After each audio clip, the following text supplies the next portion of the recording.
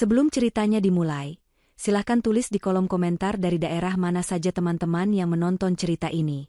Jangan lupa like dan subscribe agar channel ini bisa semakin berkembang dan bisa mempersembahkan cerita yang lebih menarik lagi. Langit sore di atas kompleks perumahan elit itu berwarna jingga keemasan, memantulkan sinarnya pada jendela-jendela raksasa sebuah rumah yang berdiri paling megah di antara yang lain. Rumah itu bukan sekadar bangunan, melainkan sebuah istana modern yang menjadi simbol kesuksesan pemiliknya, Liana. Dari gerbang besi tempa yang menjulang tinggi hingga taman belakang dengan kolam renang berdesain laguna, setiap sudutnya meneriakkan kemewahan.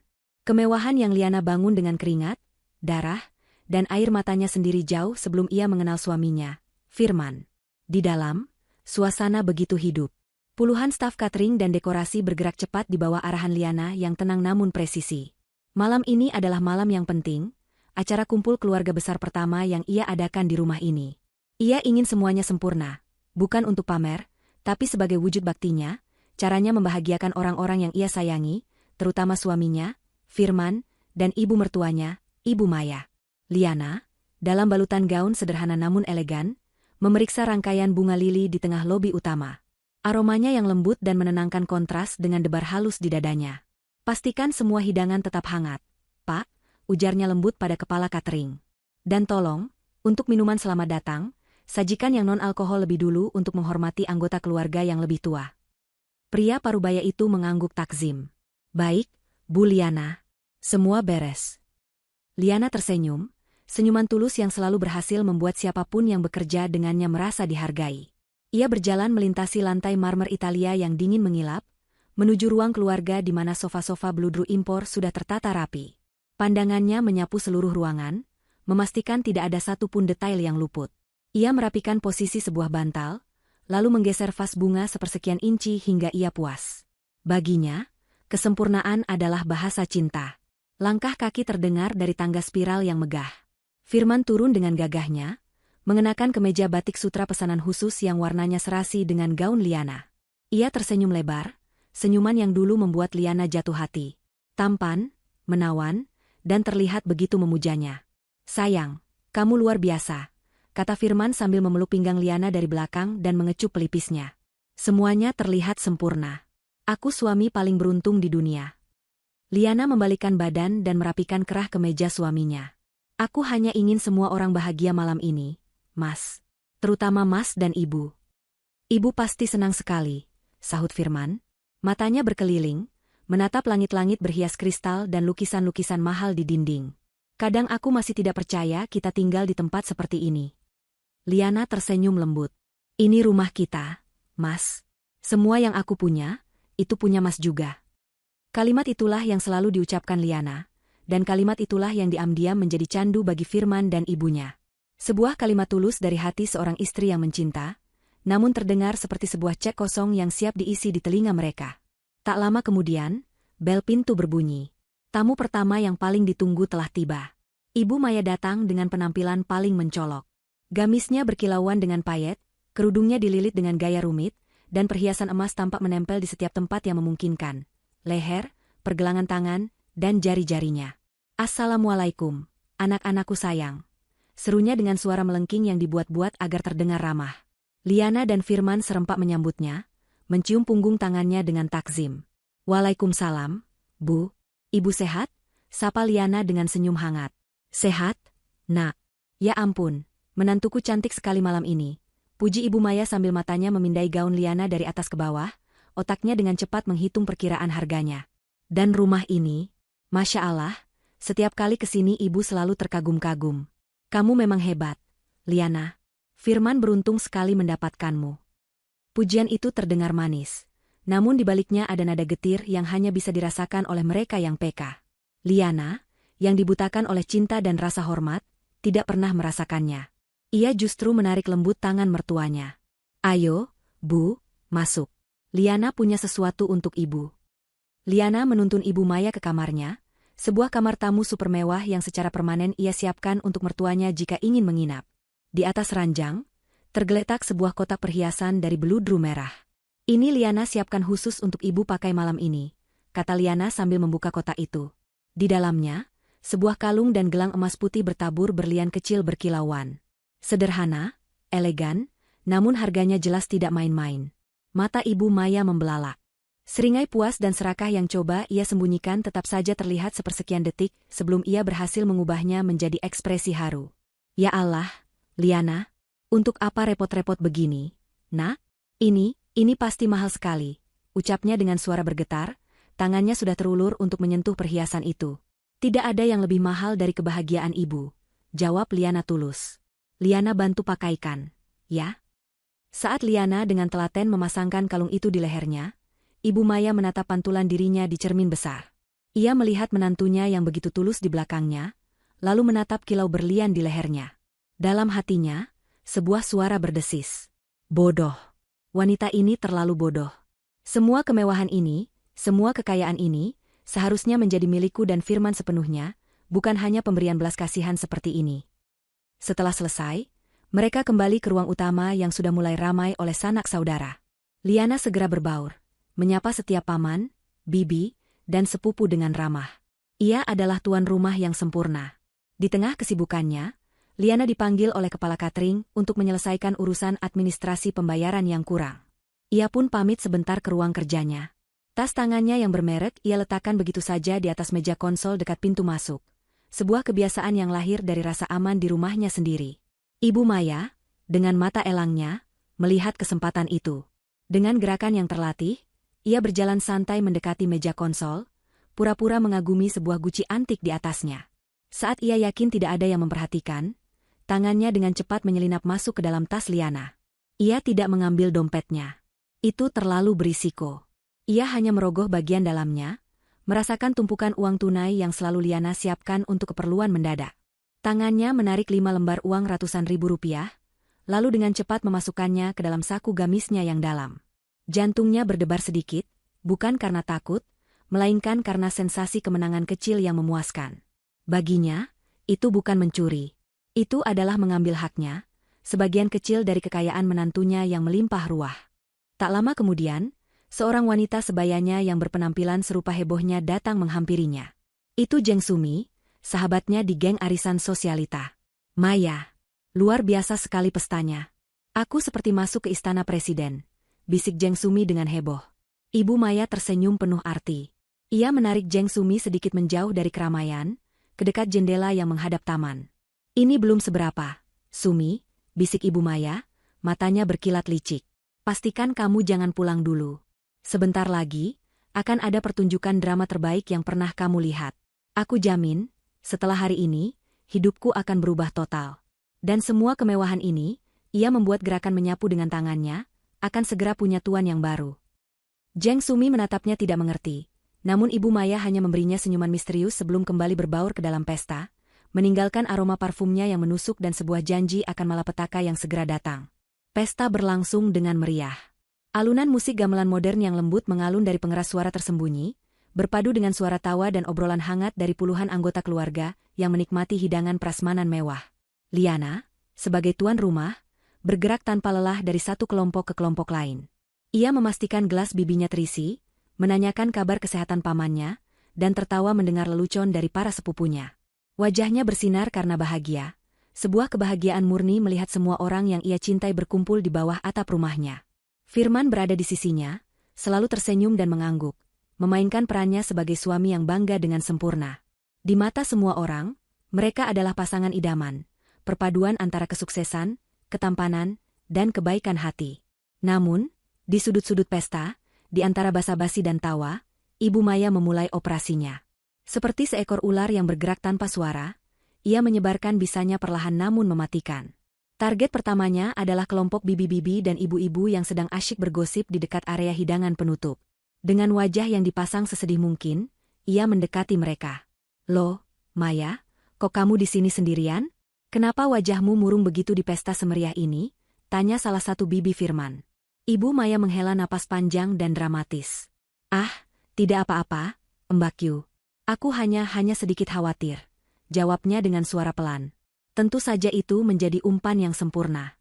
Mereka langsung mengerubunginya. Khawatir kenapa? Cerita sama kita. Aku kasihan melihat Firman, lanjut Ibu Maya, matanya mulai berkaca-kaca. Dia itu bekerja keras sekali sekarang. ikut mengurus proyek-proyek besar istrinya. Tapi lihatlah badannya, semakin hari semakin kurus. Sepertinya pikirannya berat sekali. Mungkin karena semua penghasilannya harus diserahkan pada istrinya, jadi dia tidak bisa pegang uang sendiri. Liana memang baik, tapi kadang dia terlalu mengontrol keuangan. Kasihan anakku, seperti tidak punya harga diri sebagai laki-laki. Bisikan itu langsung menyebar. Para bibi mulai saling pandang, lalu menatap ke arah Firman dengan tatapan kasihan. Mereka melihat kemeja sutra mahal yang ia kenakan bukan lagi sebagai simbol kemewahan, tapi sebagai seragam pemberian istri yang mendominasi. Mereka melihat senyumnya bukan lagi sebagai senyum kebahagiaan, tapi sebagai topeng untuk menutupi penderitaannya. Benih keraguan pertama telah berhasil ditanam. Setelah itu, Ibu Maya bergerak ke target berikutnya, para sepupu dan kerabat yang lebih muda. Ia mendekati mereka yang sedang asyik bersuah foto. Dengan gaya seolah tidak sengaja, ia mengeluarkan ponselnya. Lihat deh. Ini loh, katanya rekan bisnisnya Liana. Ganteng ya, katanya sambil menunjukkan sebuah foto di galeri ponselnya. Foto itu adalah foto Liana yang sedang tertawa lepas saat makan siang bisnis dengan seorang klien dari luar negeri. Foto itu diambil dari sudut yang licik, membuatnya tampak seolah Liana dan pria itu sedang dalam suasana yang sangat akrab dan intim, tanpa ada orang lain di sekitar mereka. Wah, iya, Tante. Kelihatannya akrab sekali, komentar salah seorang sepupu perempuan. Ibu Maya terkekeh pelan. Iya, akrab sekali. Katanya sering bertemu sampai larut malam untuk rapat. Ibu sih percaya saja, Liana kan wanita karir. Tapi kadang ibu takut juga. Firman di rumah sendirian, istrinya di luar rapat terus dengan pria seganteng ini. Mudah-mudahan tidak terjadi apa-apa ya. Kalimat penutup yang seolah-olah mendoakan itu justru menjadi bensin yang menyulut api kecurigaan. Foto itu dengan cepat beredar dari satu ponsel ke ponsel lain melalui aplikasi pesan, disertai dengan bisik-bisik dan spekulasi liar. Reputasi Liana yang tadinya bersih tanpa noda, kini mulai tercoreng oleh fitnah yang dibungkus dengan keprihatinan palsu. Langkah terakhir dan yang paling penting adalah meracuni pikiran Firman secara langsung. Ibu Maya tahu betul di mana kelemahan terbesar anaknya, harga dirinya sebagai seorang pria dan ketergantungannya pada sang ibu. Ia menunggu saat yang tepat, ketika Liana sedang sibuk mengobrol dengan kakek dan neneknya. Ia menarik lengan Firman, membawanya ke teras belakang yang sedikit lebih sepi. Firman, kita perlu bicara, nak, katanya dengan wajah serius. Ada apa, Bu? Jangan bikin panik. Acaranya kan sedang seru, jawab Firman, masih belum menyadari apapun. Justru karena ini, ibu harus bicara, desak Ibu Maya, suaranya kini penuh kesedihan. Kamu lihat semua ini? Kemewahan ini? Apa kamu benar-benar bahagia, nak? Firman mengerutkan kening. Tentu saja Firman bahagia, Bu. Liana memberikan segalanya untuk kita. Memberikan? Atau mengikatmu? Potong Ibu Maya dengan tajam. Liana itu baik, Ibu akui, tapi kebaikannya itu membutakanmu. Kamu tidak sadar kalau kamu sudah tidak punya apa-apa lagi, Firman. Semua atas nama dia. Kamu bekerja untuk dia. Kamu hidup dari uang dia. Di mana harga dirimu sebagai kepala keluarga? Kata-kata itu seperti jarum yang menusuk tepat di ego Firman. Wajahnya langsung berubah tegang. Maksud ibu apa? Ibu hanya ingin kamu sadar. Kamu lihat Liana ganti mobil baru bulan lalu? Beli perhiasan lagi? Tas-tas mahal yang tidak terhitung jumlahnya? Apa dia pernah bertanya padamu? Apa dia pernah bilang, Mas, ini uang hasil jerih payah kita berdua? Tidak. Kan? Karena dia merasa semua itu miliknya. Dan kamu, anakku, hanya dianggap sebagai pajangan tampan yang bisa dia bawa ke pesta. Setiap kata Ibu Maya dirancang untuk menghancurkan kepercayaan diri Firman dan menggantinya dengan kebencian. Firman terdiam, pikirannya mulai kacau. Ia teringat beberapa kali Liana membuat keputusan finansial besar tanpa berdiskusi panjang dengannya. Dulu ia menganggapnya sebagai bentuk kepercayaan, tapi sekarang, setelah diracuni ibunya, ia melihatnya sebagai bentuk peremehan. Melihat Firman sudah goyah, Ibu Maya melancarkan serangan finalnya. Ia mulai menangis, air mata buaya yang sudah ia latih berkali-kali di depan cermin. Ibu tidak tega lagi, nak. Selama ini ibu diam. Ibu coba tahan semua ini sendirian, isaknya pilu. Tapi ibu tidak kuat lagi melihatmu diperlakukan seperti ini, dan dikhianati. Dikhianati? Suara Firman meninggi. Apa maksud ibu? Inilah saat yang ditunggu-tunggu. Dengan tangan gemetar yang dibuat-buat, Ibu Maya mengeluarkan sebuah amplop coklat tebal dari dalam tasnya. Amplop yang sudah ia siapkan jauh-jauh hari, berisi tumpukan kertas yang tampak meyakinkan. Sabar ya, nak. Kuatkan hatimu, bisiknya sambil menyerahkan amplop itu. Ibu tidak tega lagi menyimpannya. Ibu kumpulkan ini semua demi kamu. Demi menyelamatkanmu dari wanita ular itu. Lihat sendiri isinya, tapi jangan sekarang. Nanti saja kalau kamu sudah kuat. Firman menatap amplop itu, lalu menatap ibunya yang menangis terseduh-seduh. Tangannya terulur dan menerima amplop itu.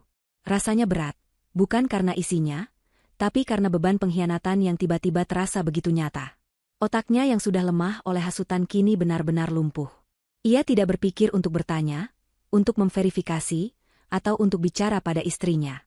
Ia hanya merasakan amarah yang membuncah, sebuah amarah buta yang ditanamkan dengan sempurna oleh ibunya. Tepat saat itu, Liana datang menghampiri mereka dengan 2 gelas jus di tangannya. Senyumnya masih mengembang, sama sekali tidak menyadari badai yang baru saja terbentuk di hati suaminya. Mas, Ibu, kok di sini berduaan? Ayo gabung lagi di dalam, ajaknya riang.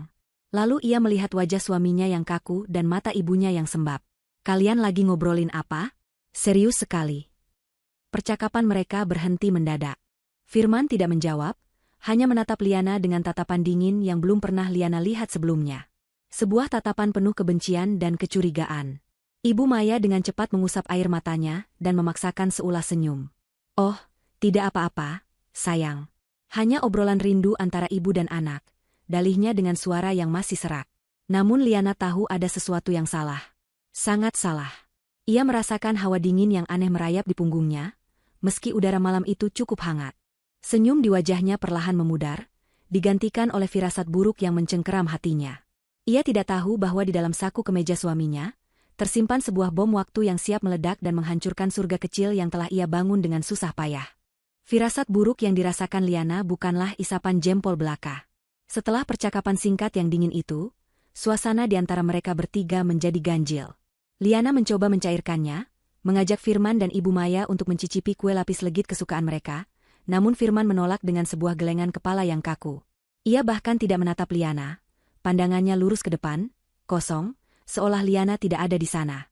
Ibu Maya, di sisi lain, kembali memasang topeng manisnya, namun matanya yang sesekali melirik tajam ke arah Liana terasa seperti ujung pisau yang dingin. Liana merasa seperti orang asing di pestanya sendiri, terisolasi oleh dinding tak kasat mata yang tiba-tiba dibangun oleh suami dan ibu mertuanya. Beberapa kerabat yang peka mulai merasakan perubahan atmosfer. Tawa yang tadi riuh kini sedikit mereda, digantikan oleh obrolan yang lebih pelan dan penuh selidik. Mereka melihat bagaimana Firman menjaga jarak dari Liana, bagaimana Liana berusaha tersenyum meski jelas ada beban di wajahnya, dan bagaimana Ibu Maya terlihat seperti sedang menunggu sesuatu dengan tidak sabar. Udara yang tadinya hangat dan penuh kekeluargaan kini terasa berat dan syarat akan ketegangan. Liana mencoba mengabaikannya, meyakinkan dirinya sendiri bahwa ini mungkin hanya kesalahpahaman kecil.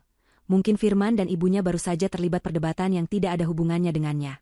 Ia terus menyibukkan diri, menawarkan minuman dan makanan, berusaha menjaga agar api kebahagiaan di pestanya tidak padam.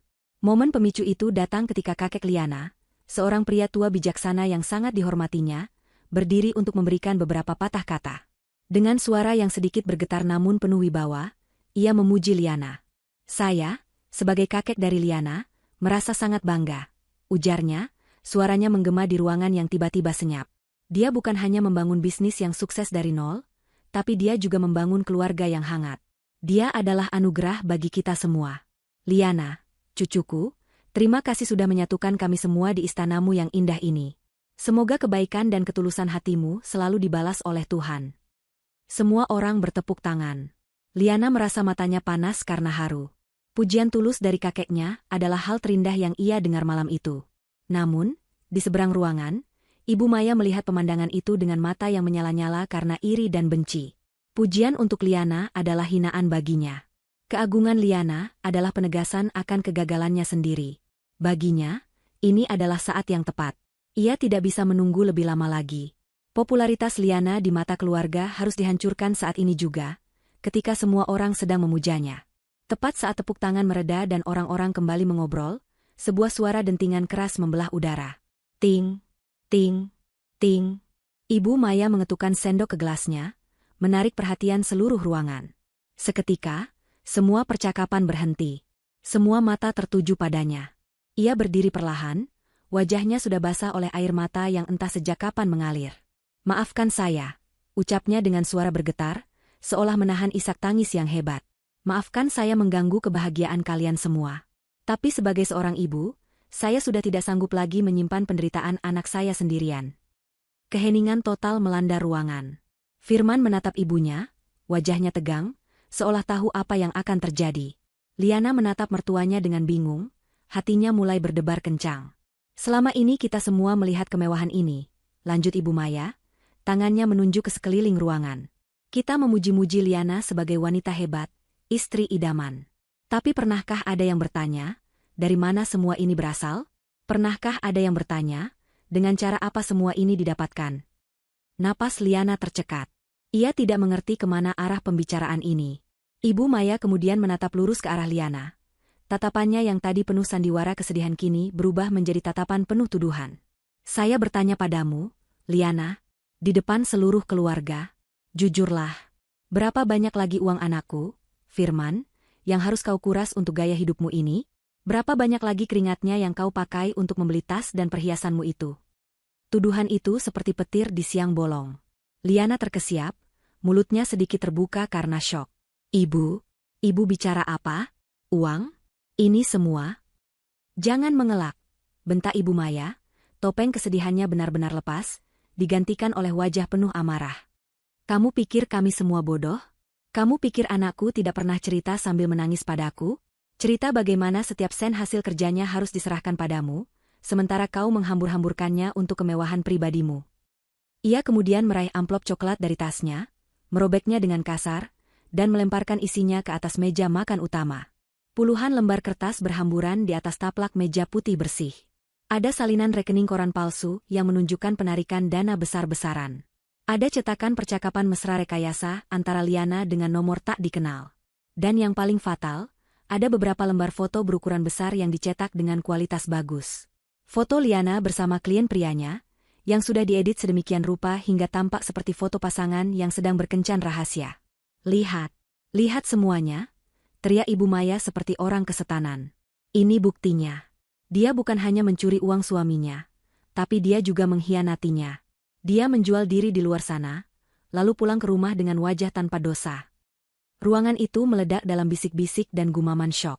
Beberapa kerabat yang termakan hasutan sebelumnya kini menatap Liana dengan tatapan jijik. Liana berdiri membeku, dunianya seakan runtuh dalam hitungan detik. Matanya terpaku pada foto-foto fitnah itu, otaknya berusaha keras mencerna mimpi buruk yang sedang terjadi. "Ini tidak nyata. Ini tidak mungkin terjadi. Itu bohong," bisik Liana, suaranya nyaris tak terdengar. "Itu semua tidak benar." "Masih berani bilang bohong?" sergah Ibu Maya. Ia menunjuk ke arah Firman. "Tanya pada anakku. Tanya padanya betapa menderitanya dia selama ini." Semua mata kini beralih ke Firman. Inilah momen penentuan. Inilah kesempatan bagi Firman untuk menjadi seorang suami, seorang pemimpin, dan seorang pria yang adil. Namun, racun ibunya telah bekerja terlalu sempurna. Liana menatap suaminya dengan tatapan memohon. "Mas." Firman menatap balik, tapi tatapannya dingin dan datar. Ia melangkah maju, bukan untuk membela Liana, tapi untuk berdiri di samping ibunya. "Sudah cukup sandiwaramu, Liana," desisnya, suaranya penuh kebencian. "Aku sudah tahu semuanya. Semua kebusukanmu." Dukungan dari Firman menjadi pembenaran mutlak bagi semua orang. Keraguan yang mungkin masih tersisa di benak beberapa kerabat kini lenyap sudah. Mereka melihatnya sebagai fakta. Sang suami sendiri sudah mengonfirmasi perselingkuhan dan sifat mata duitan istrinya. Liana merasakan kakinya lemas. Pegangan terakhirnya telah lepas. Ia benar-benar sendirian sekarang. Ibu Maya, melihat kemenangannya sudah di depan mata, memutuskan untuk memberikan pukulan terakhir yang paling menghancurkan. Dengan jari gemetar yang dibuat-buat, ia menunjuk gaun, kalung, dan gelang yang dipakai Liana. "Dan semua yang kau pakai itu," teriaknya untuk terakhir kali, suaranya menggema ke seluruh penjuru istana megah itu. "Dari mana uangnya? Dari uang anakku yang kau kuras habis? Atau dari laki-laki lain yang membayarmu di luar sana?" "Jauh, perempuan murahan." Hinaan itu terasa seperti tamparan fisik. Liana terhuyung mundur selangkah, napasnya sesak. Ia dikelilingi oleh tatapan menghakimi, bisikan mencemooh, dan keheningan yang memekakan dari orang-orang yang seharusnya menjadi keluarganya. Pesta yang ia siapkan dengan penuh cinta telah berubah menjadi pengadilan publik di mana ia menjadi satu-satunya terdakwa, tanpa seorang pun yang sudi membelanya. Hening yang tercipta setelah teriakan terakhir Ibu Maya terasa lebih menyakitkan daripada kebisingan manapun. Waktu seolah berhenti. Liana berdiri di tengah ruangan, menjadi pusat perhatian dari puluhan pasang mata yang menusuknya dengan berbagai macam ekspresi. Jijik, kasihan, marah, dan bahkan beberapa tampak puas. Di matanya, wajah-wajah yang tadinya ia kenali sebagai paman, bibi, dan sepupu, kini berubah menjadi topeng-topeng monster yang siap menerkamnya.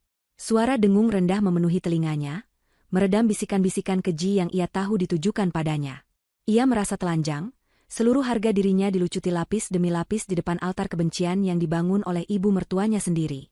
Untuk beberapa saat, ia hanya bisa diam, terlalu syok untuk bereaksi. Namun kemudian, naluri untuk bertahan hidup mengambil alih. Ia tidak boleh hancur di sini. Ia tidak bersalah. Itu semua bohong, ucapnya. Kali ini suaranya lebih kuat, meski masih bergetar. Ia menatap Ibu Maya dengan nanar. Saya tidak pernah melakukan hal-hal keji yang ibu tuduhkan. Ia beralih menatap kerumunan. Foto itu adalah foto saya dengan klien dari Jepang, Pak Watanabe. Pertemuan itu dihadiri oleh seluruh tim saya, tapi foto itu sengaja dipotong agar terlihat berbeda. Rekening koran itu palsu, saya bisa membuktikannya. Dan semua yang saya miliki, ia berhenti sejenak, menarik napas dalam-dalam, semua ini saya beli dengan uang saya sendiri, dari perusahaan yang saya rintis sebelum saya menikah dengan Mas Firman. Pembelaannya yang logis dan tenang seharusnya bisa membuka mata beberapa orang. Seharusnya bisa menimbulkan keraguan. Namun, dalam suasana yang sudah terlanjur panas oleh emosi, logika tidak memiliki tempat. Kata-katanya hanya dianggap sebagai dalih seorang pendosa yang tertangkap basah. Masih saja mengelak, cibir seorang bibi dari pihak Firman. Sudah ada buktinya begitu, masih tidak mau mengaku, timpal yang lain. Liana mengabaikan mereka. Baginya, hanya ada satu orang di ruangan ini yang pendapatnya berarti. Hanya ada satu orang yang bisa menghentikan mimpi buruk ini. Ia melangkah maju, melewati tatapan-tatapan sinis, dan berhenti tepat di hadapan Firman. Ia mengulurkan tangannya, mencoba menyentuh lengan suaminya, mencari sisa-sisa kehangatan dan kepercayaan yang dulu pernah ada. Mas, tolong, bisiknya lirih, seluruh harapannya tertumpu pada pria itu. Kamu kenal aku lebih dari siapapun. Kamu tahu bagaimana aku bekerja keras setiap hari. Kamu tahu aku tidak mungkin melakukan ini.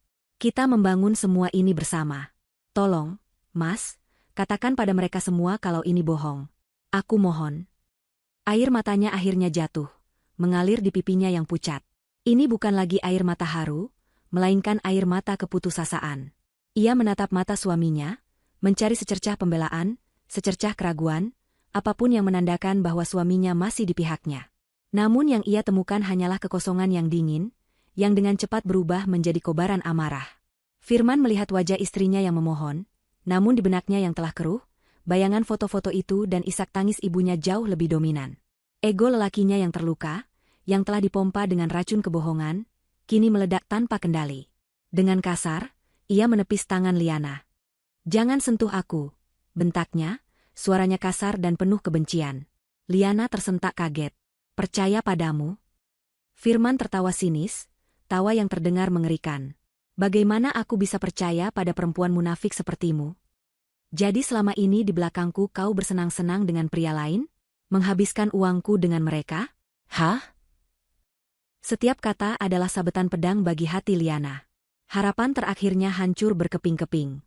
Pria yang ia cintai, yang ia layani, yang ia serahkan seluruh hidupnya, telah sepenuhnya mempercayai fitnah keji itu tanpa sedikit pun keraguan. Mata Firman yang kalap memindai sekeliling, mencari sesuatu untuk melampiaskan amarahnya yang meluap-luap. Pandangannya kemudian jatuh pada meja makan yang berantakan, di mana sisa-sisa hidangan pesta terhidang. Matanya terkunci pada sebuah mangkuk keramik putih yang berisi sambal padang. Warnanya yang merah pekat, dengan potongan cabai dan minyak yang menggenang, tampak seperti cerminan amarah di dalam dadanya. Sebuah ide gila dan kejam terlintas di benaknya. Tanpa berpikir dua kali, ia melangkah cepat ke arah meja dan menyambar mangkuk sambal itu. Para tamu yang melihatnya terkesiap, tidak tahu apa yang akan ia lakukan. Liana hanya bisa menatap suaminya dengan ngeri, kakinya seolah terpaku di lantai. Mas, kamu mau apa? Firman tidak menjawab. Ia berjalan kembali ke hadapan Liana, mengangkat mangkuk itu tinggi-tinggi. Di matanya tidak ada lagi cinta atau keraguan, yang ada hanya keinginan buta untuk menghukum dan mempermalukan. Ini hukuman untuk perempuan kotor sepertimu, raungnya. Dan kemudian, ia memiringkan mangkuk itu. Seluruh isinya, sambal, minyak, dan potongan cabai kasar, tumpah ruah, mengguyur Liana dari puncak kepalanya. Cairan kental yang dingin dan berminyak itu mengalir turun, membasahi rambutnya yang tertata rapi, menutupi wajahnya, dan meresap ke dalam gaun elegannya, meninggalkan jejak merah mengerikan seperti darah. Liana terkesiap saat rasa pedas yang menyengat langsung membakar mata dan kulit wajahnya. Ia terbatuk-batuk saat aroma cabai yang kuat menyesakkan pernapasannya. Untuk sesaat, ia tidak bisa melihat apa-apa, dunianya hanya berisi kegelapan dan rasa perih yang luar biasa. Ia bisa mendengar suara napas tertahan dari seluruh ruangan, beberapa bahkan diselingi tawa kecil yang tertahan. Di suatu tempat di dekatnya, ia samar-samar bisa melihat seringai kemenangan di wajah Ibu Maya. Firman melempar mangkuk kosong itu ke lantai, menimbulkan suara pecahan keramik yang memekakkan telinga. Ia menatap hasil perbuatannya dengan napas terengah-engah, dadanya naik turun karena amarah yang telah terlampiaskan. Liana hanya berdiri di sana, dia membeku, tubuhnya gemetar hebat. Sambal merah menetes dari ujung rambutnya ke lantai marmer yang mahal. Ia tidak lagi merasakan pedas di matanya. Rasa sakit fisik itu tidak ada apa-apanya dibandingkan dengan rasa sakit dan penghinaan yang menghancurkan jiwanya. Ia telah dipermalukan dengan cara paling keji oleh suaminya sendiri, di depan seluruh keluarga, di dalam rumah yang ia bangun dengan jerih payahnya. Ia telah mencapai titik terendah dalam hidupnya. Dan di dasar jurang penghinaan itu, sesuatu di dalam dirinya patah. Sesuatu yang lembut dan pemaaf mati, dan dari kematian itu, sesuatu yang lain, sesuatu yang dingin dan keras seperti baja, mulai terbentuk. Keheningan yang pecah di ruangan itu begitu total, seolah suara pecahan mangkuk keramik tadi telah menyerap semua bunyi lainnya. Liana berdiri membeku, bukan karena takut, tetapi karena gelombang kejut yang merambat ke setiap sel di tubuhnya. Aroma pedas sambal menusuk hidungnya, rasa perih masih membakar matanya, dan cairan kental yang lengket itu terasa menjijikan saat menetes dari dagunya ke gaun mahalnya. Ia bisa merasakan puluhan pasang mata menatapnya, beberapa penuh rasa ngeri, yang lain dipenuhi kepuasan sadis. Ia adalah tontonan, sebuah spesimen hinaan yang dipajang di tengah museum kemewahannya sendiri. Di dalam dirinya, terjadi sebuah kataklisme. Cinta yang selama ini ia pupuk untuk Firman, yang ia anggap sebagai pilar hidupnya, retak dan hancur berkeping-keping dalam sekejap. Setiap kenangan manis, lamaran romantis di tepi pantai, janji setia di depan penghulu, tawa mereka saat mendekorasi rumah ini, semuanya kini tampak seperti adegan dalam sebuah film kebohongan. Pria yang baru saja menyiramnya dengan sambal bukanlah pria yang sama dengan yang ia nikahi. Atau mungkin, ini adalah wujud aslinya, dan selama ini Liana hanya mencintai sebuah ilusi yang ia ciptakan sendiri. Rasa sakit itu begitu luar biasa, begitu dalam, hingga melampaui kemampuan tubuhnya untuk menghasilkan air mata. Sakitnya berubah menjadi sesuatu yang lain. Sebuah kekosongan yang dingin dan hampa, seolah hatinya telah dicabut paksa, meninggalkan lubang menganga di dadanya. Ia tidak merasakan apa-apa lagi. Tidak ada cinta, tidak ada kesedihan, tidak ada amarah yang panas. Yang ada hanyalah kehampaan. Dan dari dasar kehampaan itulah, sesuatu yang baru mulai tumbuh. Bukan kelembutan atau pengampunan. Bukan pula harapan. Melainkan sesuatu yang keras, dingin, dan tajam seperti pecahan es. Sebuah kesadaran yang jernih dan brutal, ia telah memberikan segalanya untuk orang yang salah. Ia telah membuang mutiara di hadapan mereka yang hanya mengerti lumpur. Kesadaran itu tidak membuatnya ingin menangis. Kesadaran itu membuatnya ingin bangkit. Dengan gerakan yang lambat dan terkontrol, yang membuat semua orang yang melihatnya menahan napas, Liana mengangkat tangannya. Bukan untuk menyerang atau menampar, melainkan untuk mengusap wajahnya. Jari-jarinya dengan tenang membersihkan gumpalan sambal dari kelopak matanya, mengabaikan rasa perih yang menyengat. Ia tidak meringis. Wajahnya datar tanpa ekspresi. Setiap gerakannya begitu anggun dan berwibawa, kontras dengan penampilannya yang kotor dan terhina. Para tamu yang tadinya berbisik-bisik kini terdiam. Tawa yang tertahan lenyap. Mereka semua mengharapkan drama, tangisan, jeritan, atau pingsan. Mereka tidak siap menghadapi ketenangan yang mengerikan ini. Firman dan Ibu Maya, yang berdiri dengan angkuh menunggu kehancuran total Liana, mulai merasakan firasat tidak enak. Wanita yang mereka coba hancurkan tidak terlihat hancur. Ia terlihat seperti sedang melalui sebuah transformasi. Liana membuka matanya perlahan. Pandangannya yang tadinya kabur, karena sambal kini menjadi jernih. Sangat jernih. Ia menatap lurus ke depan, melewati semua orang, dan berjalan dengan langkah yang mantap menuju meja makan. Kerumunan itu secara refleks memberinya jalan, seolah mereka berhadapan dengan seorang ratu yang sedang berjalan menuju tahtanya, bukan seorang wanita yang baru saja dipermalukan.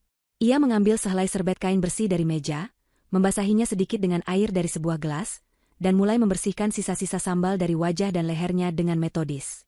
Ia melakukan semuanya dalam keheningan total. Setiap usapannya adalah sebuah deklarasi tanpa suara. Usapan pertama membersihkan penghinaan. Usapan kedua menghapus kelemahannya. Usapan ketiga melenyapkan semua sisa cinta dan pengabdiannya yang buta. Saat ia selesai, wajahnya memang masih sedikit memerah karena iritasi, tetapi matanya benar-benar berbeda. Jika sebelumnya mata itu memancarkan kehangatan dan cinta, kini mata itu adalah dua buah cermin es yang memantulkan ketenangan yang mematikan. Setelah meletakkan serbet kotor itu kembali ke meja, ia akhirnya membalikkan badannya. Ia tidak menatap kerumunan. Ia tidak menatap Ibu Maya. Ia hanya menatap satu orang, Firman. Pria yang berdiri di sana, masih dengan sisa-sisa keangkuhan di wajahnya yang kini mulai tercampur dengan kebingungan. Waktu terasa melambat saat Liana menatap lurus ke dalam mata suaminya. Ia tidak lagi melihat pria yang ia cintai. Ia melihat seorang pengecut. Seorang anak mama yang lemah. Seorang parasit yang telah menggerogoti kebaikannya hingga kering. Dan ia tidak merasakan apa-apa selain rasa jijik yang dingin. Bibirnya yang pucat akhirnya terbuka. Suara yang keluar bukanlah jeritan atau isak tangis. Melainkan suara yang tenang, datar, dan tanpa emosi. Suara yang justru terdengar lebih mengancam daripada amarah manapun. Sudah selesai pertunjukannya? Pertanyaan sederhana itu menggantung di udara, lebih berat daripada ribuan kata makian. Itu bukan pertanyaan memohon. Itu adalah sebuah pernyataan. Sebuah garis batas yang baru saja ditarik dengan darah dan air mata penghinaan. Firman dan Ibu Maya menatapnya, terperangah. Mereka telah melempar batu pada seekor domba, namun yang bangkit dari lumpur bukanlah domba yang terluka, melainkan seekor singa betina yang baru saja dibangunkan dari tidurnya. Keheningan yang mengikuti pertanyaan Liana terasa lebih mencekik dari sebelumnya. Firman dan Ibu Maya hanya bisa menatapnya dengan mulut sedikit terbuka, tidak mampu memproses pergeseran kekuasaan yang terjadi begitu cepat. Mereka telah mempersiapkan diri untuk menghadapi tangisan dan permohonan, bukan ketenangan sedingin es yang kini terpancar dari wanita di hadapan mereka. Pertanyaan Liana tidak dijawab, dan memang tidak membutuhkan jawaban. Itu adalah gong yang menandai akhir dari babak penderitaan, dan dimulainya babak pembalasan. Liana tidak menunggu mereka pulih dari keterkejutan. Dengan punggung yang lurus dan kepala terangkat tinggi, ia membalikkan badan, mengabaikan mereka seolah mereka hanyalah perabot tak berarti di dalam ruangannya. Tangannya yang masih sedikit gemetar, bukan karena takut tetapi karena adrenalin, meraih ponsel yang ada di sakunya. Untungnya benda itu aman dan kering. Jarinya bergerak dengan cepat dan pasti di atas layar. Para tamu hanya bisa menonton dalam diam, seolah terhipnotis. Mereka menyaksikan Liana menekan sebuah nomor dan menempelkan ponsel itu ke telinganya. "Halo, Pak Handoko. Selamat malam. Maaf mengganggu Anda di luar jam kerja." Suara Liana terdengar jelas dan tegas di ruangan yang sunyi itu. Tidak ada jejak getaran atau tangis. "Saya butuh bantuan Anda segera." Ada jeda sejenak saat ia mendengarkan jawaban dari seberang. "Tolong siapkan surat cerai atas nama saya, Liana Wijaya, terhadap suami saya, Firman Aditama. Lakukan gugatan secepat yang dimungkinkan oleh hukum," lanjutnya. Sebuah napas tertahan kolektif terdengar dari seluruh ruangan. Firman tersentak, wajahnya pucat pasi. "Liana, apa yang kau lakukan?" Liana mengangkat satu tangannya ke arah Firman, sebuah isyarat untuk diam, tanpa sedikitpun mengalihkan perhatiannya dari panggilan telepon itu. Matanya menatap lurus ke dinding di hadapannya, dingin dan tak terbaca. "Ya, saya 100% yakin, Pak. Tidak ada mediasi. Lanjutkan prosesnya," katanya lagi ke telepon. "Dan ada tambahan. Saya ingin Anda mengajukan tuntutan hukum atas pencemaran nama baik dan fitnah terhadap suami saya, Firman Aditama, dan ibu mertua saya, Maya Suryani. Saya memiliki lebih dari 50 saksi mata di sini yang bisa memberikan keterangan atas kejadian malam ini." Kali ini, Ibu Maya yang terkesiap. Wajahnya yang tadi penuh kemenangan kini berubah menjadi topeng kepanikan. Tuntutan hukum? Penjara? Itu tidak pernah ada dalam rencananya. "Satu hal lagi, Pak Handoko," tambah Liana, suaranya menjadi lebih dingin. Tolong segera siapkan surat pengosongan resmi untuk 2 properti atas nama saya. Satu adalah rumah yang saat ini saya tempati di kompleks ini. Satu lagi adalah rumah di kawasan Permata Hijau. Beri mereka waktu 24 jam untuk mengosongkan properti tersebut secara sukarela. Terima kasih atas kerja cepat Anda. Liana menutup teleponnya dan memasukkan kembali ponsel itu ke sakunya. Kemudian, dengan gerakan yang sama lambat dan menakutkannya, ia berbalik untuk menghadapi mereka. Badai yang tadi ia tahan di dalam dirinya, kini siap untuk ia lepaskan dalam bentuk petir penghakiman. Ia menatap Firman, pria yang beberapa menit lalu adalah suaminya, kini hanyalah orang asing. Dengar baik-baik, Firman, ucapnya, setiap kata diucapkan dengan penekanan yang tajam. Rumah yang kau sebut istanamu ini, berdiri di atas tanah dengan sertifikat hak milik atas nama Liana Wijaya. Dibeli lunas dengan uang dari perusahaan saya, 3 tahun sebelum saya bertemu denganmu. Ia berhenti, membiarkan informasi itu meresap. Mobil sedan sport di garasi yang selalu kau pamerkan pada teman-temanmu, BPKB dan faktur pembeliannya juga atas nama Liana Wijaya. Koleksi jam tangan mewah di laci kamarmu, semua adalah hadiah dariku. Kartu kredit platinum tanpa batas di dompetmu, itu adalah kartu tambahan dari rekening pribadi saya. Liana mengambil langkah mendekat, matanya tidak berkedip. Mulai detik ini, Firman, semua fasilitas itu saya cabut. Anggap dirimu sudah tidak punya apa-apa lagi. Napas Firman tercekat. Liana, jangan gila. Kamu tidak bisa melakukan ini. Ini rumah kita. Harta Gonogini, teriaknya panik. Liana tertawa. Bukan tawa bahagia, melainkan tawa dingin dan hampa yang membuat bulu kuduk merinding. Harta Gonogini? Mungkin kau lupa dengan perjanjian pranikah yang kau tanda tangani, tanpa kau baca isinya dengan teliti? Perjanjian yang dengan jelas menyatakan bahwa semua aset yang kumiliki sebelum menikah dan semua keuntungan yang dihasilkan dari aset tersebut, selamanya adalah milikku pribadi. Kau tidak punya hak 1 sen pun. Wajah Firman berubah seputih kertas. Ia ingat perjanjian itu, selembar kertas yang ia anggap formalitas cinta, yang ternyata adalah benteng pelindung Liana. Kemudian, Liana mengalihkan pandangannya pada Ibu Maya, yang kini berdiri gemetar di belakang putranya. Dan Anda, Ibu Maya, kata Liana, sengaja menggunakan panggilan formal untuk menciptakan jarak yang tak terjembatani. Rumah nyaman di Permata Hijau yang saya belikan agar Anda bisa hidup tenang di hari tua, yang ternyata Anda gunakan sebagai panggung untuk pamer pada teman-teman arisan Anda, itu adalah hadiah dari saya. Dan seperti semua hadiah yang diberikan tanpa ketulusan, saya berhak mengambilnya kembali. Saya beri Anda waktu sampai besok sore untuk mengemasi pakaian Anda dan keluar dari rumah itu. Lanjut Liana, suaranya setajam silet. Lewat dari waktu itu, tim keamanan saya yang akan memastikan rumah itu kosong, dengan atau tanpa barang-barang Anda di dalamnya. Paham? Ibu Maya tidak bisa berkata-kata. Mulutnya hanya membuka dan menutup seperti ikan kehabisan air. Rencananya untuk mendapatkan harta menantunya justru berakhir, dengan membuatnya kehilangan satu-satunya aset berharga yang ia miliki. Liana menyapukan pandangannya ke seluruh ruangan, menatap wajah-wajah kerabatnya yang kini menatapnya dengan campuran rasa takut dan takjub. Pesta selesai, umumkannya dengan tegas. Ia tidak menunggu jawaban. Ia tidak peduli lagi dengan mereka semua. Dengan punggung yang tegak lurus, ia berjalan menuju tangga spiral yang megah, langkahnya mantap di atas lantai marmer yang kini terasa seperti miliknya seutuhnya. Ia meninggalkan kekacauan di belakangnya. Sebuah pesta yang hancur, puluhan tamu yang terdiam, dan 2 orang manusia serakah yang baru saja dijatuhi hukuman kebangkrutan dan kehilangan tempat tinggal. Semuanya dalam waktu kurang dari 10 menit.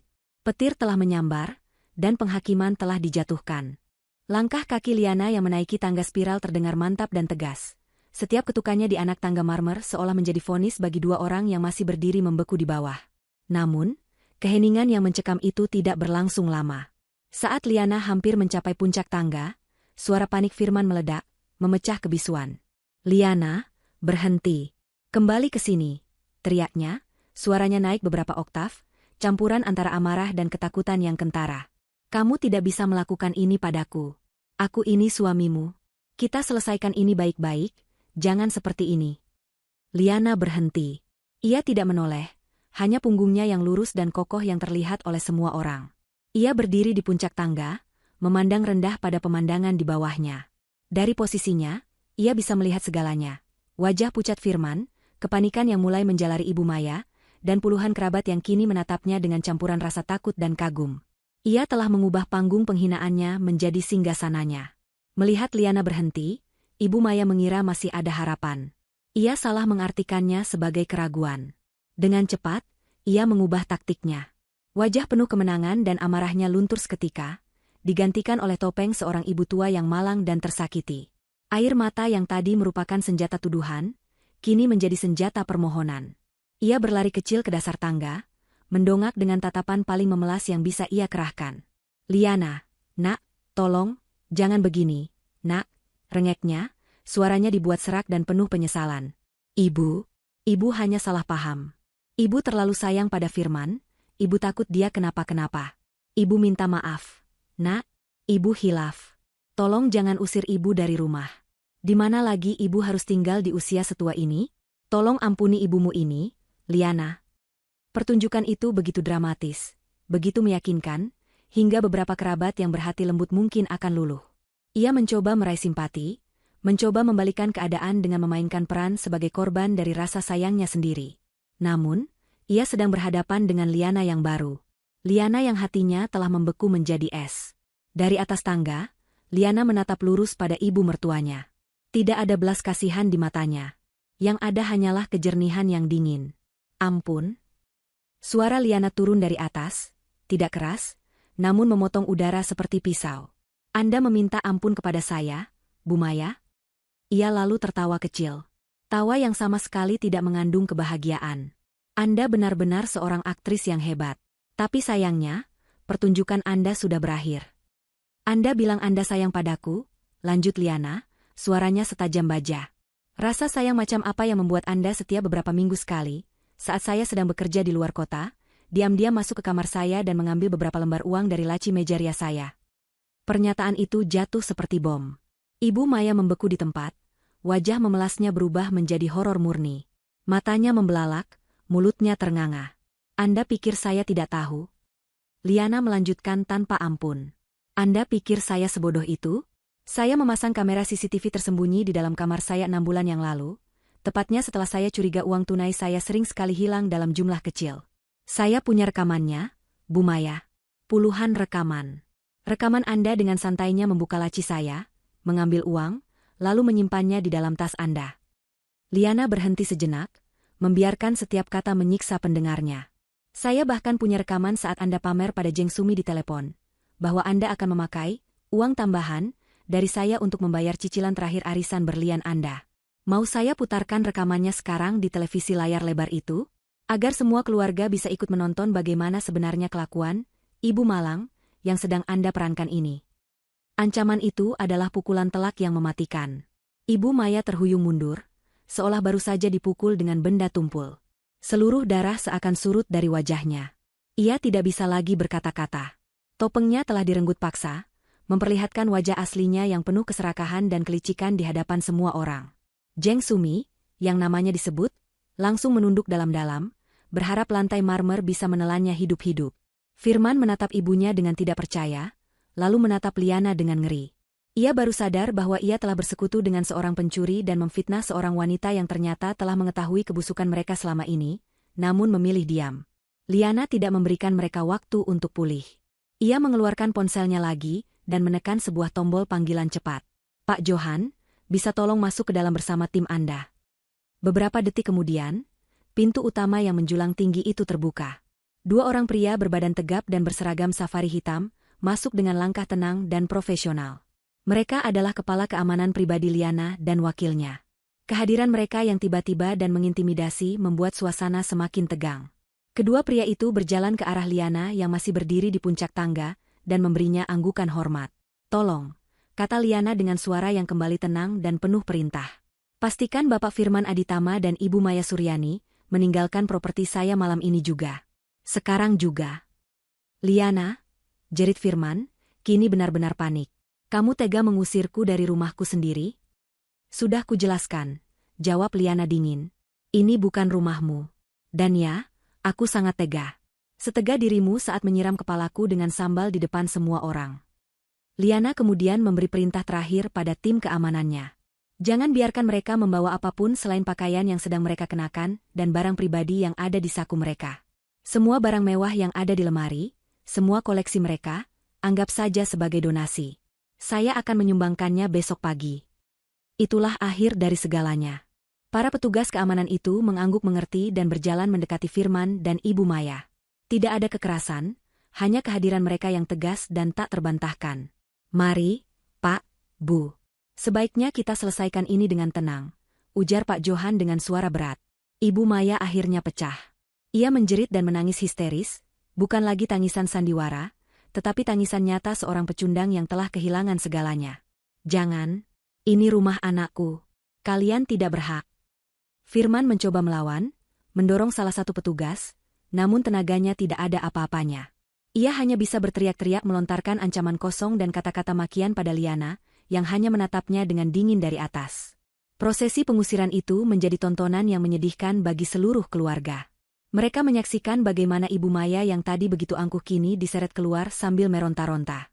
Mereka melihat Firman yang tadi begitu gagah, kini tak lebih dari seorang pria panik yang kehilangan semua kekuasaannya. Pintu depan yang berat itu akhirnya tertutup di belakang mereka, bunyi debamnya menggema di seluruh ruangan, menyegel nasib mereka. Liana tetap berdiri di puncak tangga, menatap pintu yang tertutup itu. Ia tidak merasakan kemenangan. Ia tidak merasakan kepuasan. Ia hanya merasakan kehampaan yang luas. Ia telah memotong bagian paling beracun dalam hidupnya, dan kini yang tersisa hanyalah luka menganga yang harus ia sembuhkan sendiri.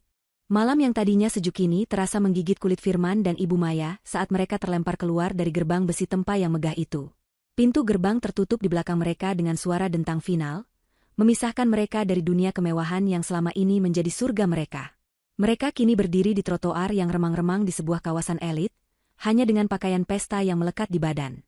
Ironisnya, kemeja batik sutra Firman dan gamis penuh payet Ibu Maya membuat mereka tampak seperti dua orang gila yang salah kostum. Keheningan di antara mereka pecah oleh isak tangis Ibu Maya yang penuh amarah dan penyesalan. "Ini semua salahmu," bentaknya sambil memukul lengan Firman. "Seandainya kamu bisa lebih tegas sebagai suami, perempuan itu tidak akan berani melawan kita. Kenapa kamu begitu lemah, Firman?" Amarah Firman yang tadinya ditujukan pada Liana kini berbalik pada sumber masalah yang sebenarnya. "Salahku? Ini semua rencana ibu? Ide ibu untuk memfitnahnya? Bukti-bukti palsu itu, semua dari ibu. Aku hanya menurut. Dan sekarang lihat hasilnya. Kita jadi gelandangan," balasnya dengan suara tak kalah tinggi. "Aku melakukan itu semua untukmu, anak tidak tahu diuntung.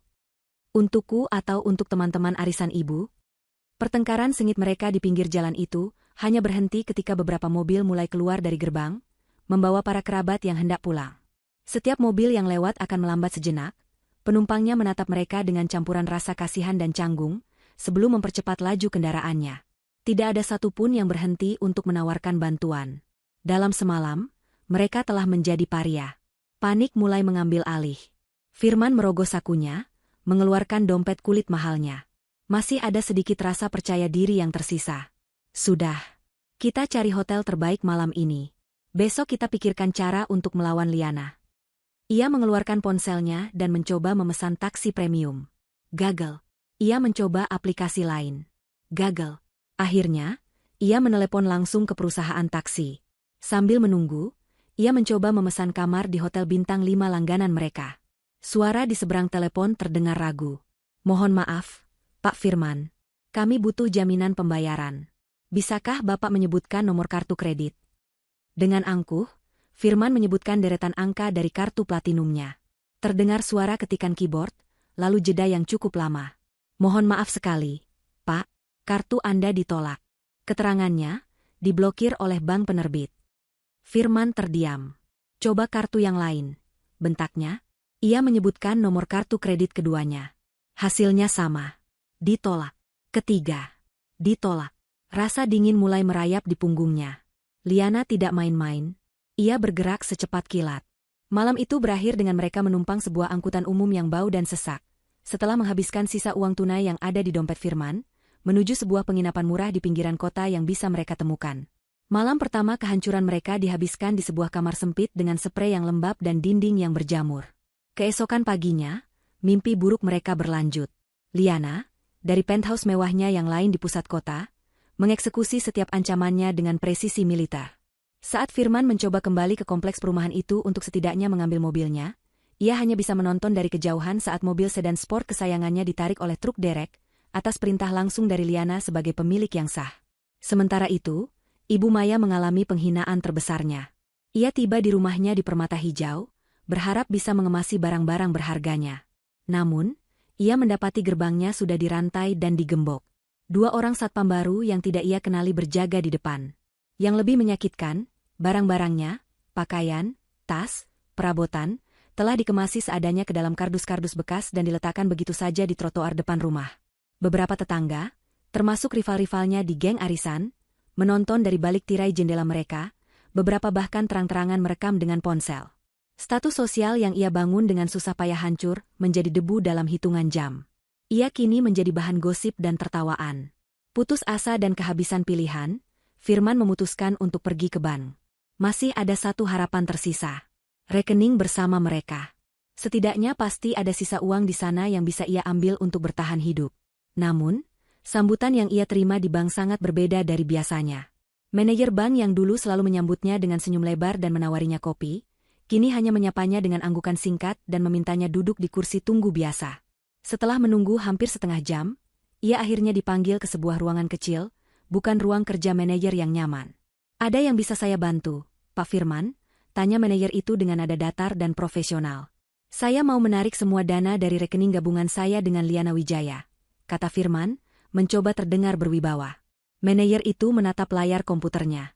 "Mohon maaf, Pak. Rekening yang Bapak maksud adalah rekening atas nama utama Ibu Liana Wijaya. Bapak hanya terdaftar sebagai pengguna sekunder. Dan per pagi ini, atas permintaan pemilik rekening, semua akses sekunder telah dicabut dan seluruh dana telah dipindahkan ke rekening baru atas nama Ibu Liana pribadi. Saldo di rekening tersebut sekarang 0. Dunia Firman seakan berputar. "Tidak mungkin. Itu rekening bersama. Saya berhak atas setengah isinya." Manajer itu menghela napas. "Mungkin Bapak lupa dengan dokumen yang Bapak tanda tangani saat pembukaan rekening, dan juga perjanjian pranikah Bapak." Manajer itu mengeluarkan sebuah map dari laci. Di dalamnya ada salinan perjanjian pranikah yang ditandatangani Firman. Sang manajer dengan sopan menunjuk ke sebuah klausul. Di sini tertulis dengan jelas, "Pak, klausul 7B. Bahwa semua pendapatan dan aset atas nama Ibu Liana, termasuk semua rekening bank, adalah milik tunggal beliau. Suami, dalam hal ini Bapak, diberikan hak akses dan fasilitas namun tidak memiliki hak kepemilikan. Semua hak akses tersebut dapat dicabut kapan saja secara sepihak oleh pemilik utama." Firman menatap tulisan hitam di atas putih itu. Tulisan yang dulu ia abaikan, yang ia tanda tangani sambil tertawa, karena menganggapnya sebagai formalitas konyol. Kini, tulisan itu menjadi vonis mati bagi masa depannya. Ia keluar dari bank dengan langkah gontai. Ia duduk di sebuah bangku taman yang panas di seberang jalan, menatap lalu lintas yang ramai dengan pandangan kosong. Ponselnya bergetar. Sebuah pesan dari ibunya, "Firman, kita harus bagaimana? Ibu tidak punya uang sepeser pun." Firman tidak menjawab. Ia menatap gedung bank yang megah, lalu menatap dompetnya yang kini tak lebih dari seonggok kulit tak berguna. Realita akhirnya menghantamnya dengan kekuatan penuh. Ia bukan hanya bangkrut. Ia benar-benar tidak punya apa-apa. Ia telah menukar seorang ratu dengan seorang penyihir, dan kini ia harus membayar harganya. Dan ia sadar, ini barulah permulaan dari penderitaannya. 6 bulan telah berlalu. Musim telah berganti, namun bagi Firman dan Ibu Maya, setiap hari terasa sama. Sama-sama suram, sama-sama penuh penderitaan. Surga duniawi yang dulu mereka huni kini telah berganti menjadi sebuah neraka sempit di sudut kota yang paling kumuh. Mereka tinggal di sebuah kamar kontrakan petak, sebuah kotak beton berukuran 3 kali 4 meter yang pengap dan lembab. Dindingnya yang dulu berwarna putih kini dipenuhi noda jamur dan cat yang mengelupas. Hanya ada satu jendela kecil yang menghadap tembok tetangga, membuat sinar matahari menjadi barang mewah yang jarang mereka nikmati. Satu-satunya penerangan di malam hari adalah sebuah bola lampu pijar 15 watt yang tergantung lemah di langit-langit. Kemewahan telah menjadi kata dari masa lalu. Kasur empuk digantikan oleh selembar kasur kapuk tipis yang apek. Kamar mandi pribadi dengan air panas berganti menjadi kamar mandi umum yang harus berbagi dengan 10 keluarga lainnya, dengan antrean panjang di pagi hari. Suara alunan musik klasik telah ditukar dengan suara tangisan bayi, pertengkaran tetangga, dan drum motor yang seolah tidak pernah berhenti. Ini adalah dunia yang benar-benar berbeda, sebuah realitas pahit yang setiap hari menampar wajah mereka. Ibu Maya, wanita yang dulu menjadi ratu di lingkaran arisannya, kini tak lebih dari seorang wanita tua yang letih dan pemarah. Kulitnya yang dulu terawat kini kusam dan keriput. Tangannya yang dulu dihiasi cincin berlian kini kasar dan kemerahan, karena bekerja sebagai buruh cuci panggilan. Setiap pagi, ia berkeliling dari satu rumah ke rumah lain di kompleks menengah ke bawah, menawarkan jasanya, menahan hinaan dan upah yang tak seberapa hanya untuk bisa membeli beras dan sebungkus mie instan. Teman-teman sosialitanya telah lama menghilang. Mereka tidak lagi menjawab teleponnya, bahkan memblokir nomornya. Baginya, Ibu Maya adalah aib, sebuah pengingat akan nasib buruk yang bisa menimpa siapa saja. Sementara itu, Firman hancur dengan caranya sendiri. Pria tampan yang dulu selalu wangi dan berpakaian necis, kini terlihat kuyu dan tidak terurus. Jambang tipis tumbuh di wajahnya, rambutnya sedikit memanjang tak beraturan, dan matanya yang dulu berbinar kini kosong dan penuh penyesalan. Tanpa koneksi dan ijazah dari Liana, dan tanpa keahlian nyata selain menjadi suami pajangan, ia kesulitan mendapatkan pekerjaan. Ia terlalu gengsi untuk menjadi kuli bangunan, dan terlalu tidak kompeten untuk pekerjaan kantoran. Hidupnya diisi dengan mengirim lamaran kerja yang tidak pernah mendapat balasan, dan menghabiskan sisa harinya dengan merenung di dalam kamar kontrakan yang pengap.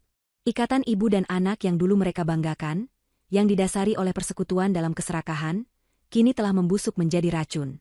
Hampir tidak ada hari yang mereka lewati tanpa pertengkaran. Uang belanja sudah habis lagi, bentak Ibu Maya suatu sore, melempar beberapa lembar uang 2.000-an ke depan Firman yang sedang berbaring. Ini cuma cukup untuk beli beras. Kau ini laki-laki atau bukan? Cari kerja sana. Cari kerja di mana, Bu? Balas Firman, bangkit dengan frustrasi. Siapa yang mau mempekerjakan aku? Semua orang sudah tahu ceritanya. Semua karena keserakahan ibu. Salahku lagi? Jerit Ibu Maya, tidak mau kalah. Kalau saja kamu tidak sebodoh itu menandatangani perjanjian pranikah, kita tidak akan seperti ini. Kalau saja kamu bisa sedikit lebih pintar dari istrimu. Justru karena aku terlalu bodoh mendengarkan semua hasutan ibu. Aku menghancurkan hidupku sendiri. Aku kehilangan segalanya. Aku kehilangan Liana. Suara Firman pecah di akhir kalimatnya. Nama itu, nama yang coba ia kubur dalam-dalam, selalu berhasil muncul ke permukaan, membawa gelombang penyesalan yang begitu besar hingga terasa menyesakan. Penyesalan adalah teman setia Firman sekarang. Terutama di saat-saat ia berjalan sendirian di jalanan kota, mencoba melarikan diri dari neraka kontrakannya. Suatu hari, saat sedang berteduh dari hujan di depan sebuah kios koran, matanya terpaku pada sampul sebuah majalah bisnis terkemuka. Jantungnya seolah berhenti berdetak. Di sampul itu, dengan latar belakang gedung-gedung pencakar langit, terpampang wajah Liana. Ia terlihat berbeda. Lebih kuat, lebih berwibawa, dan entah bagaimana, lebih cantik dari yang pernah ia ingat. Rambutnya ditata dengan elegan, senyum tipis yang penuh percaya diri terukir di bibirnya, dan matanya memancarkan kecerdasan dan ketenangan. Judul besar di bawah fotonya berbunyi, Liana Wijaya, Membangun Kembali Surga, Wanita Inspiratif Tahun Ini. Firman membeli majalah itu dengan sisa uang terakhirnya. Di dalamnya, ia membaca kisah Liana yang diceritakan dengan indah. Kisah tentang bagaimana ia mengatasi badai dalam kehidupan pribadinya, dan mengubah energi tersebut menjadi kekuatan untuk melipat gandakan kesuksesan bisnisnya. Ada foto-foto Liana meresmikan cabang baru di luar negeri, berbicara di forum internasional, dan yang paling menusuk hati Firman, foto Liana sedang tersenyum tulus di sebuah panti asuhan yang baru ia bangun. Saat itulah Firman benar-benar mengerti. Ia tidak hanya kehilangan kekayaan. Ia tidak hanya kehilangan status. Ia telah kehilangan seorang wanita luar biasa yang memberinya dunia, dan ia menukarnya dengan kebohongan ibunya. Ia meremas majalah itu dengan tangan gemetar, air mata penyesalan yang panas akhirnya mengalir di pipinya yang kotor. Malam itu, suasana di kontrakan terasa lebih berat dari biasanya. Hujan turun dengan deras di luar, seolah ikut berduka atas nasib mereka. Firman dan Ibu Maya duduk dalam diam, tenggelam dalam pikiran masing-masing, pertengkaran pun sudah terasa melelahkan. Tiba-tiba, keheningan mereka dipecahkan oleh suara ketukan yang keras dan mantap di pintu papan tipis mereka. Toh. Mereka saling berpandangan. Siapa yang datang mencari mereka di malam selarut ini? Dengan ragu, Firman bangkit dan membuka pintu. Di hadapannya, berdiri dua orang pria berseragam polisi, wajah mereka serius dan basah oleh air hujan. Selamat malam, sapa salah satu polisi dengan suara tegas. Kami mencari Ibu Maya Suryani dan Bapak Firman Aditama. Jantung Firman dan Ibu Maya serasa jatuh ke perut. Benar, saya Firman, ini ibu saya. Ada apa, Pak? Tanya Firman dengan suara tercekat. Polisi kedua mengeluarkan sebuah surat dari map tahan air. Anda berdua kami panggil untuk pemeriksaan lebih lanjut di kantor polisi besok pagi. Ini surat panggilannya. Panggilan ini berdasarkan laporan dari Nyonya Liana Wijaya, terkait kasus pencemaran nama baik, fitnah. Polisi itu berhenti sejenak, menatap tajam ke arah Ibu Maya, dan pencurian. Kata terakhir itu menghantam mereka seperti palu godam. Pencurian. Rekaman CCTV. Ini bukan lagi sekadar masalah perdata tentang perceraian. Ini sudah masuk ke ranah pidana. Liana tidak hanya mengambil kembali hartanya. Ia datang untuk menuntut keadilan sampai ke akar-akarnya. Wajah Firman dan Ibu Maya menjadi pucat pasi, dipenuhi oleh teror baru yang jauh lebih mengerikan daripada kemiskinan.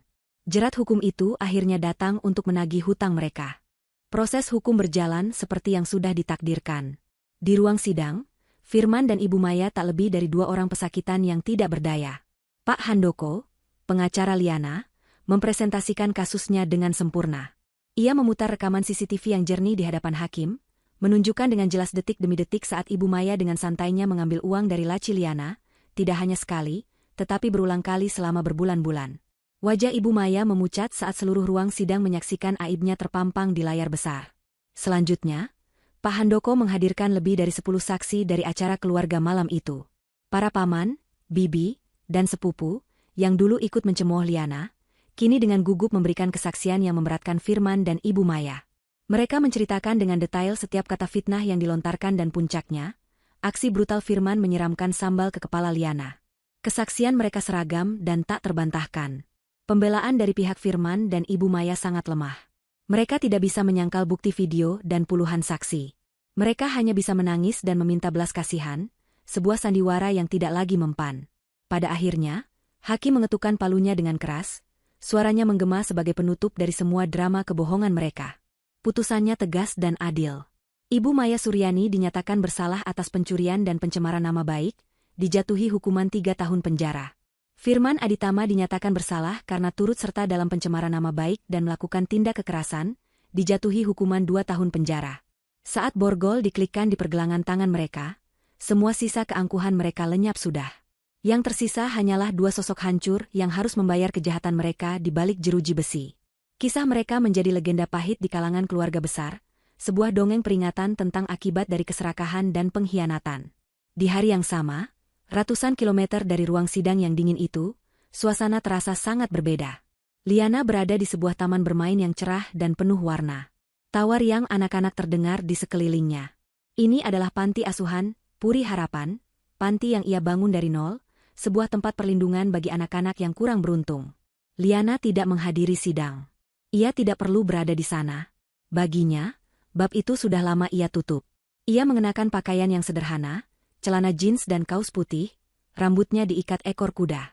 Tidak ada perhiasan mencolok atau riasan tebal. Namun, ia terlihat lebih bersinar dari sebelumnya. Kedamaian batin memancarkan aura keindahan yang tidak bisa dibeli dengan uang. Ia sedang berjongkok, membantu seorang gadis kecil mengikat tali sepatunya. Nah, sudah kencang. Sekarang Lia bisa lari-larian lagi tanpa takut jatuh, kata Liana sambil tersenyum lembut. Ponsel di sakunya bergetar. Ia membukanya dan melihat sebuah pesan singkat dari Pak Handoko. Kasus sudah selesai. Putusan sesuai harapan. Keadilan telah ditegakkan. Mereka tidak akan pernah mengganggu Anda lagi. Liana membaca pesan itu. Tidak ada lonjakan kebahagiaan atau rasa kemenangan yang meluap-luap. Yang ada hanyalah sebuah helaan napas lega yang dalam. Sebuah senyum tipis dan tulus terukir di bibirnya. Ia mengetik balasan singkat, "Terima kasih atas kerja keras Anda, Pak," lalu memasukkan kembali ponselnya ke saku. Masa lalunya telah resmi diarsipkan. Ia tidak lagi menoleh ke belakang. Perhatiannya kembali pada gadis kecil di hadapannya yang kini menarik-narik tangannya. "Kak Liana, ayo main ayunan." "Ayo," jawab Liana dengan semangat, tawanya berbaur dengan tawa anak-anak lainnya. Ia telah melalui badai paling mengerikan dalam hidupnya. Ia kehilangan suami dan keluarga yang ia kira mencintainya, namun dalam kehilangan itu, ia justru menemukan dirinya sendiri. Ia belajar bahwa kekuatannya tidak terletak pada saldo rekeningnya, tetapi pada ketegarannya untuk bangkit setelah dijatuhkan. Ia menyadari bahwa kekayaan sejati bukanlah rumah mewah atau mobil sport, melainkan kedamaian hati dan kebahagiaan saat bisa berbagi dengan sesama. Sore itu, saat matahari mulai turun, Liana berdiri di teras panti, memeluk seorang anak laki-laki yang tertidur di bahunya. Ia menatap langit jingga yang luas dan damai. Ia tidak lagi sendirian. Ia dikelilingi oleh cinta yang tulus dan tanpa syarat dari puluhan anak yang menganggapnya sebagai pahlawan.